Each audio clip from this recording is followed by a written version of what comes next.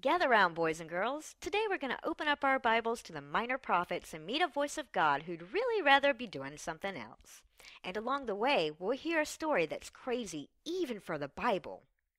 Long ago, there lived a man named Jonah, and he lived a normal life until one day God showed up and told him that he had to go to Nineveh and tell all the people there that God was going to kill them. Now, Nineveh was the capital of the Assyrian Empire, and it was a very scary place back then.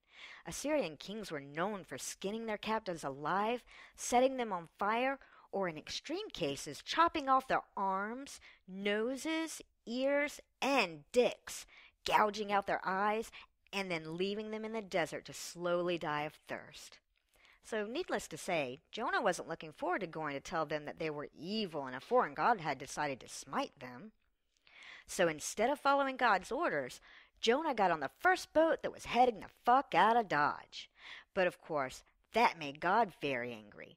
So he decided to kill Jonah with a storm, even if it meant he had to also kill everyone unfortunate enough to be on the boat with him. Well, when the storm hit their ship, all the other people on the boat assumed that must be because some god was angry, so they asked everybody who had pissed off God recently.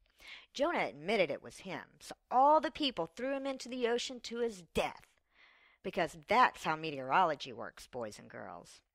But luckily for Jonah, or unluckily if you look at this from a smell-based perspective, a great big fish was going by the boat at just that moment and swallowed Jonah alive.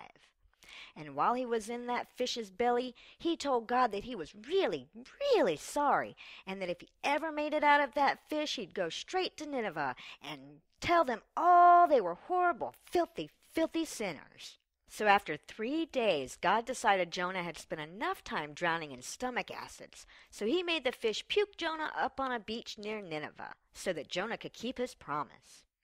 Well, he went straight to the city and did just what God had told him to do.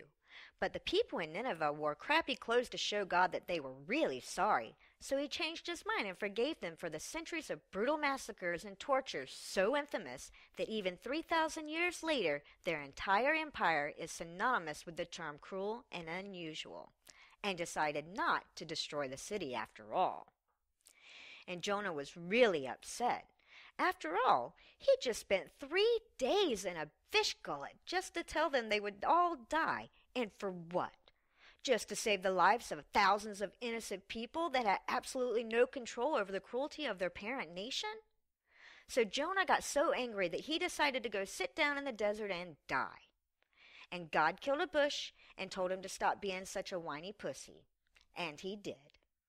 And everybody lived happily ever after, except the fish, who, after tasting man flesh, hungered for nothing else and became a homicidal menace for generations. The end.